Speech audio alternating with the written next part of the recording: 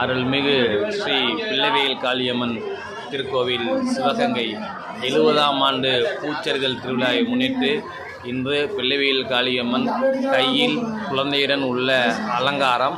இந்த அலங்காரம் வருடத்தில் ஒரு நாள் மட்டுமே, பூத்திருவிழா அன்று மட்டுமே செய்யப்படும் என்பது குறிப்பிடத்தக்கது. சப்தகன்னிமார்கள் கீழே இருப்பது 7 சப்தகன்னிமார்களோட மேலே அம்பாள் வந்து வீற்றிருப்பது மிகவும் அபூர்வமான அமைப்பாகும். மிகவும் சிறப்பாக பூத்திருவிழா விழா நடந்து கொண்டிருக்கிறது. மழை பெஞ்சிட்டு இருக்கிறதுனால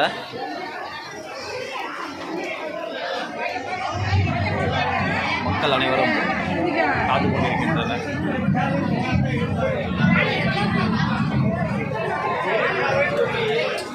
எல்லாரும்